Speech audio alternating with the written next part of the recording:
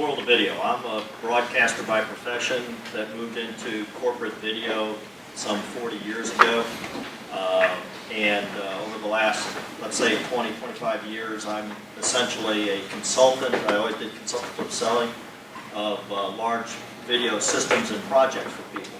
And over the years, my customers were typically communications people and the trainers and learners in the organization. So that's the role I run in. I'm basically a support solution provider for trainers and educators in corporate America or organizations in the government bodies.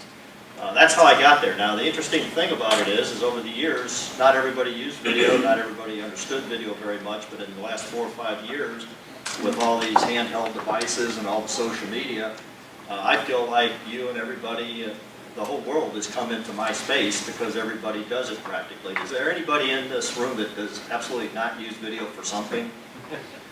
Okay, point made.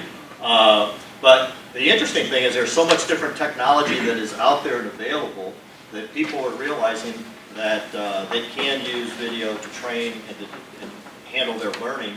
But there's a lot of confusion that's out there. What technologies, what applications. A big part of it is how to develop the content. You can get the tools. The tools are available. Matter of fact, it's very affordable. And to this particular session, video is more affordable than ever. It used to be people would say video is expensive. Well, why was that? Well, the equipment was expensive, and how to deal with it was expensive. And building studios was expensive. But now everybody carries around devices that can shoot the content, that can edit and then curate the content, manage the content, distribute the content, and everybody's becoming a producer of content. And so one of the biggest challenges is personnel and managing the personnel and what they're doing with video than it is to be able to afford to create it.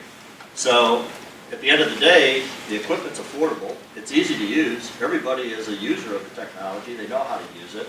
So how can you leverage that to benefit your company and drive the business results, which at the end of the day, that's what's important. And I think in the learning community, you're probably all finding that you're expected to help the bottom line of the company.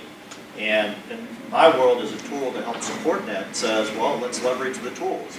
So some of the big questions are, I'm just going to kind of ask you, is there anybody in this room that doesn't necessarily understand what the term video means as it might relate to you and your mission and your company? The reason I ask that is very few people can really understand and say, hey, we understand video is anything that's visual or moving. It could be slides that's put into a video. A PowerPoint presentation could be turned into a video that is played back. It could be live, it could be on demand. So video is basically anything. So in essence, that's kind of the overview of video and everything. The big issues and questions that I have for you folks is, do you use video much in your organizations and for your clients? Is there anyone who does not? Okay. So a lot of the challenges that we find are a little bit of what we were talking about earlier today is how to leverage the video in the organizations. And typically, and I guess I hope I'm not preaching to you, but sharing information with you, that is to look at it like a marketing person would in an organization.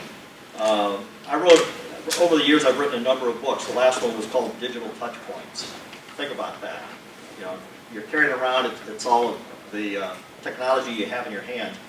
And the key thing is to reach the target audiences with the right messages. That's what marketers do using broadcast media and the internet now.